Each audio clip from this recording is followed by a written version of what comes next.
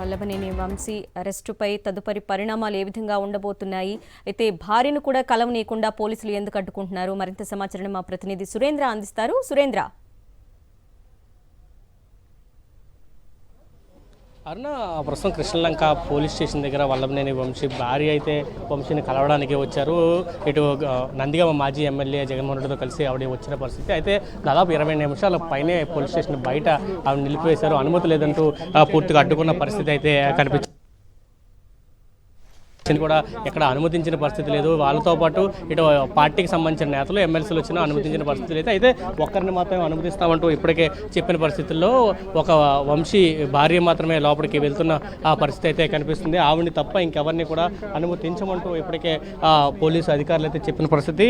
మొత్తంగా చూసుకుంటే వంశీని ఎవరిని కలవడానికి వీలు లేకుండా పూర్తి కట్టుదిట్టం చేశారు. 2 అంచెల భద్రతను ఇక్కడ ఏర్పాటు చేశారు. మనం చూస్తే మొదటి గేట్ దగ్గర పూర్తిగా రోప్ వేసి పోలీసులు ఉన్న పరిస్థితి. రెండో పక్క లోపల కూడా మరొక గేట్ ఉంది. అక్కడ కూడా ఎవరిని లోపలికి వెళ్ళకుండా పూర్తిగా అడ్డుకున్న పరిస్థితి కనిపిస్తుంది. కేవలం అధికారులు ఆదేశాలు వస్తే మాత్రమే వాళ్ళని మాత్రమే లోపలికి అనుమతిస్తారు తప్ప ఎవరిని అనుమతించమని ఇప్పటికే చెప్పారు. వంశీ భార్య అసలు ఎందుకు అరెస్ట్ చేశారు ఏంటనేది కూడా తెలియదు. నన్ను కూడా వచ్చే దారిలో దాదాపు జగ్గయ్యపేట ఆ ప్రాంతంలో అడ్డుకొని కారు దించేశారు, కారు చెక్ చేశారు. అసలు ఎందుకు అరెస్ట్ చేశారు ఏంటనే అంశాలు కూడా నాకు తెలియదంటూ ఆవిడ చెప్పడం చూసాము. అసలు ఎందుకు అరెస్ట్ చేశారు ఏంటి తెలుసుకోవడానికైనా నేను మాట్లాడాలని చెప్పి ఆవిడ పట్టుబట్టిన పరిస్థితి. ఇక్కడ అడ్వకేట్లు వచ్చారు, అడ్వకేట్లు కూడా లోపలికి పంపలేని పరిస్థితి అయితే కనిపించింది. మొత్తంగా మనం చూసుకుంటే ఇక్కడ పరిస్థితి అయితే ఇటు పార్టీ నేతలను ఎవరిని అలౌ చేయట్లేదు, కుటుంబ సభ్యుల్ని కూడా లోపలికి అలౌ చేయలేని పరిస్థితి అయితే కనిపిస్తుంది. కేవలం గతంలో ఎవరైతే కేసు పెట్టారో ఆ కేసు విత్డ్రా చేసుకున్నా మళ్ళీ ఆ కేసును తిరగదోడి ఆయన వంశీ మీద కేసు నమోదు చేశారని కుటుంబ సభ్యులు చెప్తున్నారు. అయితే కాలం ఎవరిని విడిచిపెట్టదంటూ కూడా వాళ్ళు చెప్తున్న పరిస్థితి అయితే కనిపిస్తుంది. మనం చూస్తే ఇక్కడ అడ్వకేట్స్కి సంబంధించి అడ్వకేట్స్ కానీ ఇతర నాయకులు కానీ ఉన్నారు. పూర్తిగా పార్టీకి సంబంధించిన నేతలంతా కూడా ఇక్కడికి వచ్చిన పరిస్థితి కూడా కనిపిస్తుంది. మనం చూస్తే మొత్తం పోలీసులంతా కూడా బారికేడ్స్ వేసిన పరిస్థితి నడుస్తున్న పరిస్థితి. మనతో పాటు ఇక్కడ సంబంధించి మనం చూస్తే కనుక ఆ పెనంలూరు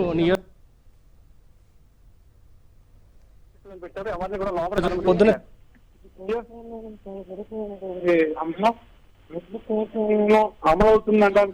రెడ్ బుక్ రాజ్యాంగం అమలవుతుందనడానికి ఇంతకన్నా దారుణమైనటువంటి పరిస్థితి ఏముండదు.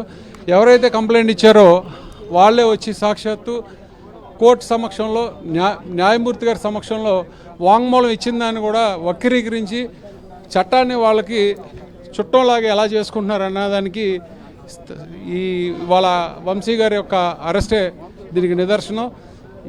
ఈ అక్రమ అరెస్ట్ని ఖండిస్తున్నాం. న్యాయపరంగా మేము పోరాటం చేస్తాం. ఎన్ని అరెస్టులు చేసినా కూడా బెదిరేది అదిరేది ఎటువంటి పరిస్థితిలో ఉండదు. జగన్మోహన్ రెడ్డి గారు ఎప్పుడు పార్టీ నాయకులందరికీ కూడా అన్నదండలతో ఉంటారు.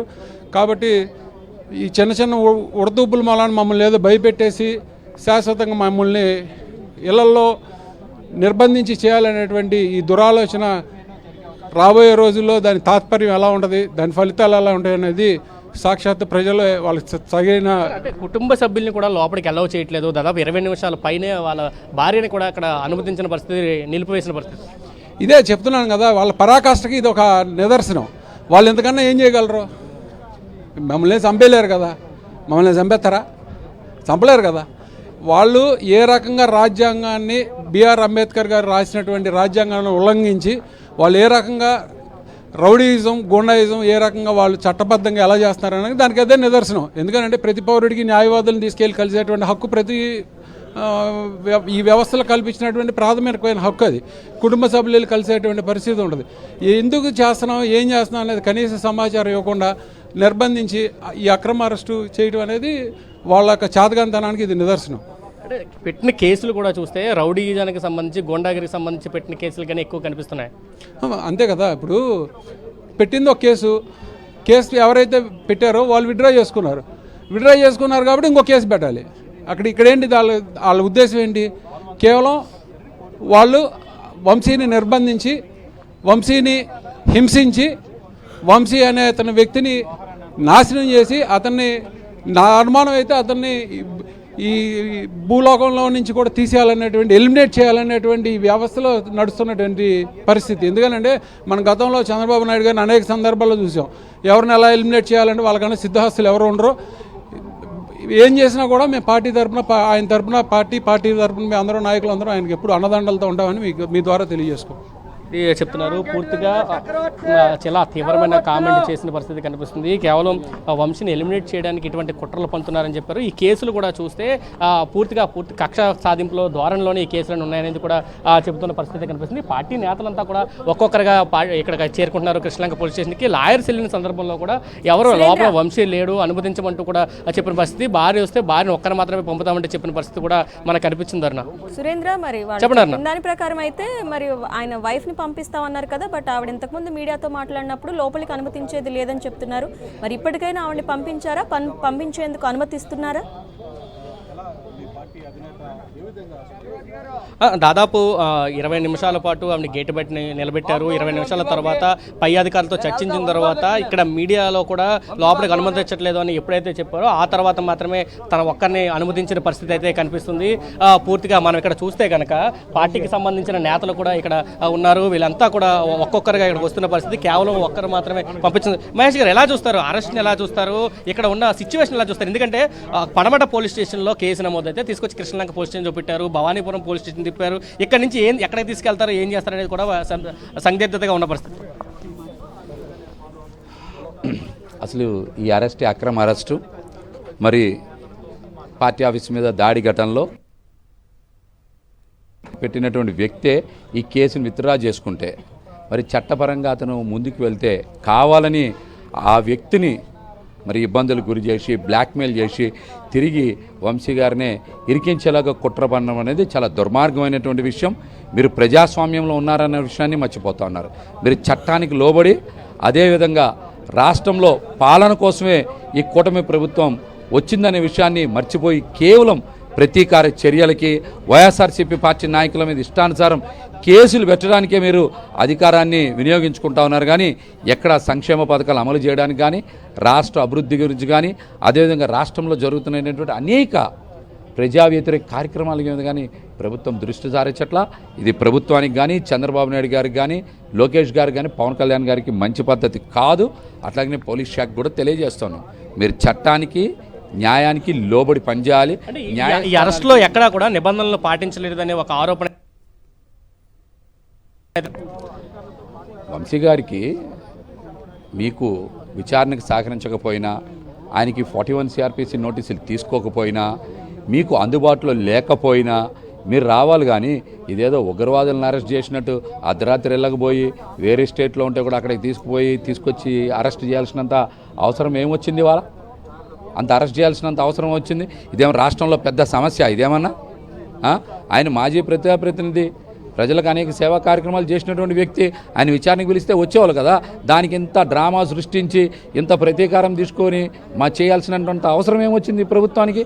వంశీ గారు స్పందించకపోయినా, నోటీసులు తీసుకోకపోయినా, విచారణ రాకపోయినా మీరు ఈ విధంగా ప్రవర్తించాలి. కానీ కోర్టులోనే కేసు పెట్టినటువంటి వ్యక్తి కేసు విత్డ్రా చేసుకుంటే ఈ విధంగా 48 గంటల్లో మీరు రాష్ట్రాన్ని అలజడి చేసేలాగా, ప్రజల మైండ్ని డైవర్ట్ చేసేలాగా చేతకానటువంటి ప్రభుత్వం చేసే పనులు ఇవే. మీకు నిజంగా వంశీ గారు సహకరించేతో పనిచేయండి. రాత్రాలు ఇంటికి వెళ్ళి ఇంత బేవస్త్రం సృష్టించి తీసుకురావాల్సిన పరిస్థితి ఏముంది? అసలు ఈ పోలీస్ స్టేషన్ పరిధిలోకి ఎవరిని రానికపోవడం ఏంటి? వైఎస్ఆర్సీపీ కార్యకర్తలు వచ్చి మద్దతు తెలియజేస్తారు, సంఘీభావం తెలియజేస్తారు, వాళ్ళ నాయకుడికి అండగా నిలబడతారు. అయినా కూడా రానియకుండా ఎక్కడ పడితే అక్కడ అడ్డుకోవడం, బారికేడ్ చేయడం, ఇవన్నీ కూడా ప్రజాస్వామ్యానికి విఘాతం కలిగించేది. మీరు చెప్పేది ఒకటి, చేసేది ఒకటి. అంటే ఆ కేసులో వెనక తగ్గారు కాబట్టి, ప్రభుత్వ లోపం బయటపడింది కాబట్టి మరో కేసు పెట్టారని భావించవచ్చు. ఖచ్చితంగా అంతే కదా. ఎక్కడైతే కేసు పెట్టినటువంటి వ్యక్తి ఈ కేసుని నేను విత్డ్రా చేసుకుంటున్నానని కోర్టులోనే కదా వాంగ్మూలం ఇచ్చారు, బయట ఎక్కడ ఇవ్వలేదు. కావాలని ఇరికించేటువంటి ప్రక్రియ కదా. ప్రభుత్వం కక్ష సాధింపు చర్యలకు పాల్పడుతుందని చెప్పడానికి ఇంతకన్నా నిదర్శనం ఏం కావాలి?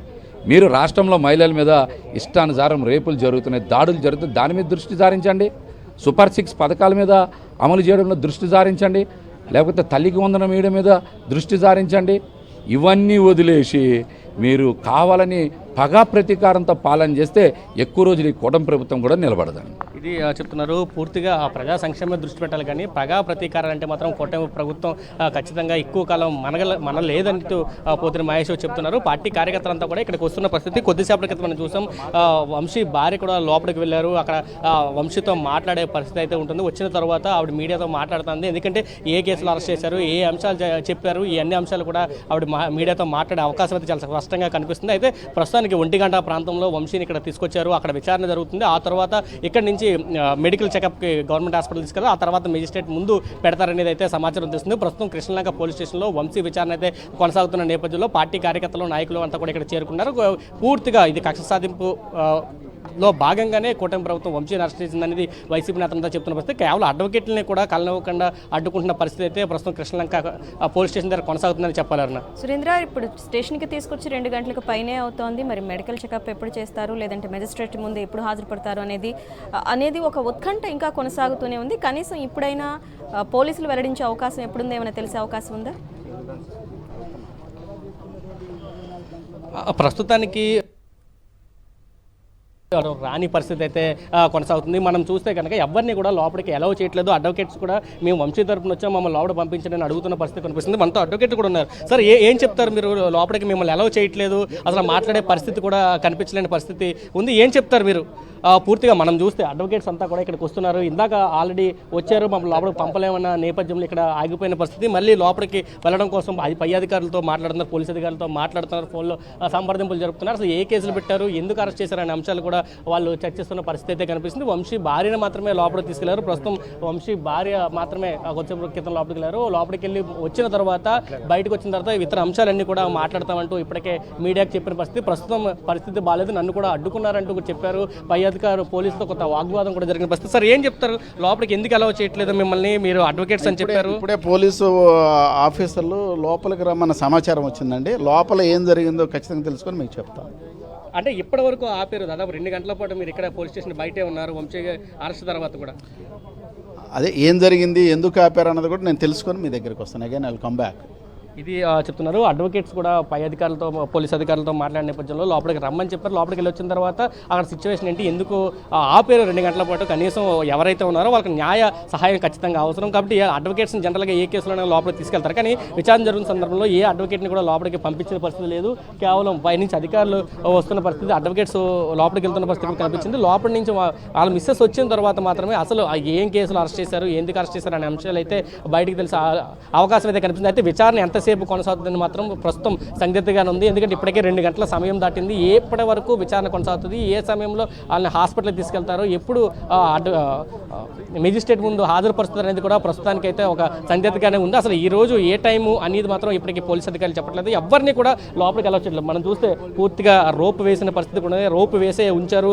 పోలీస్ స్టేషన్కి దగ్గరలో అన్ని చోట్ల కూడా బార్కెట్లు ఏర్పాటు చేశారు. ఎవరిని కూడా ఇక్కడ రానివ్వకుండా చూసే పరిస్థితి కూడా కొనసాగుతుంది. పార్టీ కార్యకర్తలందరినీ కూడా ఎక్కడికక్కడ అడ్డుకున్న పరిస్థితి మనం చూస్తే కృష్ణా జిల్లాలో ఉన్న పేరు నానిని కూడా హౌస్ అరెస్ట్ చేశారు ఉదయాన్నే. కాబట్టి ఎక్కడికక్కడ నిర్బంధాలు అయితే ప్రయోగిస్తున్న పరిస్థితి కూడా కనిపిస్తుంది. కేవలం వంశీని టార్గెట్ చేసి ఈ తతంగం అంతా కూటమి ప్రభుత్వం నడుపుతుందనేది వైసీపీ కార్యకర్తలు అయితే చాలా క్లారిటీగా చెప్తున్న పరిస్థితి. వంశీకి అండగా న్యాయ సహాయం కూడా మేము అందిస్తామంటే ఇప్పటికే పార్టీ చెప్పింది. పార్టీ నాయకులు, ఎమ్మెల్సీలు, మాజీ ఎమ్మెల్యేలు ఉందని చెప్పాలి. అరుణ, సురేందర్, ఇప్పటి వరకు అయితే పార్టీ తరపు నుంచి ప్రతి ఒక్కళ్ళు రెస్పాండ్ అవుతూనే ఉన్నారు. ఇది అక్రమ అరెస్టు, రెడ్ బుక్ రాజ్యాంగం నడుస్తోంది. అయితే ఈ విషయంతో మనకు ఒక అంశం క్లియర్గా అర్థమవుతోంది. ఇది అధికారులు కూడా, పోలీసులు కూడా కూటమి సర్కార్కు తలొగ్గి పనిచేస్తున్నట్లుగా అర్థమవుతుంది కదా సురేంద్ర? సార్, అంటే ప్రధానంగా ఎన్నికల కూటమి ప్రభుత్వం అధికారంలోకి వచ్చిన తర్వాత వైసీపీ కార్యకర్తలు, నాయకుల మీద కేసులు సంఖ్య చాలా పెరిగిందని చెప్పాలి. ప్రధానంగా సోషల్ మీడియా కేసులు చూసుకుంటే దాదాపు కృష్ణా జిల్లాలో ఒక్క ఎన్టీఆర్ కమిషనరేట్ పరిధిలోనే దాదాపు 1000 కేసులు నమోదైన పరిస్థితి. రాష్ట్ర వ్యాప్తంగా ఉన్న కేసులతో పోల్చుకుంటే ఇక్కడ మరింత కేసులు ఎక్కువయ్యాయి. పూర్తిగా సిపి ప్రభుత్వానికి అండదండలుగా పనిచేస్తున్నట్టు ఇటు వైసీపీ నాయకులు కానీ, వైసీపీ లీగల్ సెల్ అడ్వకేట్స్ కానీ చెబుతున్న పరిస్థితి కూడా కనిపిస్తుంది. దానిలో భాగంగానే పూర్తిగా ఎన్టీఆర్ జిల్లా పరిధిలో ఉన్న కమిషనరేట్ పరిధిలో ఇటువంటి వేధింపులు కానీ అక్రమ కేసులు బనాయింపు కానీ భారీగా ఉందంటూ కూడా వాళ్ళు ఇప్పటికే ఆరోపించిన పరిస్థితి కూడా కనిపిస్తుంది. ఆ నేపథ్యంలోనే వంశీని అరెస్టును కూడా వాళ్ళు చూస్తున్న పరిస్థితి. కేవలం ఒక్కరోజు రాత్రిలోనే వెళ్ళి ఇక్కడి నుంచి హైదరాబాద్ వెళ్ళి నిబంధనలకు విరుద్ధంగా వంశీని అరెస్ట్ చేసి విజయవాడ తీసుకొచ్చారు. విజయవాడ తీసుకొచ్చిన తర్వాత కూడా భవానీపురం పోలీస్ స్టేషన్లో పెట్టారు. అక్కడి నుంచి ఇంకో చోట తీసుకెళ్తా ఉన్నారు. తీరా చూస్తే కృష్ణనాక పోలీస్ స్టేషన్కి తీసుకొచ్చి ఇక్కడ పెట్టిన పరిస్థితి కూడా కనిపిస్తుంది. మనం చూస్తే అడ్వకేట్ కూడా లోపలికి వెళ్తున్నారు. అసలు వంశీతో మాట్లాడడానికి వంశీ అడ్వకేట్గా ఆయన వచ్చారు. 2 గంటల పాటు ఇక్కడే ఉన్న పరిస్థితి. అసలు ఏ కేసు పెట్టారు ఏంటి అనే అంశాలు కూడా ప్రస్తుతం బయటకు తెలియని పరిస్థితి. ఎఫ్ఐఆర్ని కూడా చాలా గోప్యంగా ఉంచిన పరిస్థితి కూడా కనిపిస్తుంది. గతంలో కట్టిన కేసు ఏదైతే ఉందో ఆ కేసు విక్టిమ్ ఎవరైతే ఉన్నారో సత్యవర్ధన్ ఆ కేసుని వెనక్కి తీసుకున్నారు. తర్వాత మళ్ళీ కిడ్నాప్ కేసు కానీ అట్రాసిటీ కేసు కానీ ఇతర కేసులు మళ్ళీ బనాయించి అక్రమంగా వంశీని అరెస్ట్ చేసిన పరిస్థితి. కేవలం ఈ ఎన్టీఆర్ కమిషనరేట్ పరిధిలోనే ఎక్కువ కేసులు అయితే నమోదవుతున్నాయనేది ఇటు వైఎస్ఆర్సీపీ నేతలు కానీ అడ్వకేట్స్ కానీ వైసీపీ అడ్వకేట్స్ కానీ చెప్తున్న పరిస్థితి కనిపిస్తుంది. సోషల్ మీడియా కేసులు కూడా దాదాపు 1000 కేసులు ఒక ఎన్టీఆర్ కమిషనరేట్ పరిధిలోనే నమోదయ్యాయి. చాలా మంది మీద కేసులు పెట్టిన పరిస్థితి అయితే చాలా స్పష్టంగా కనిపిస్తుంది. దానిలో భాగంగానే ఇక్కడంతా కూడా కక్ష సాధింపు చర్యలకి ఇక్కడ విజయవాడ ఈ వేదిక అయ్యింది అంటూ కూడా వాళ్ళు ఆరోపించిన పరిస్థితి అయితే చాలా స్పష్టంగా ఉందని చెప్పాలన్న.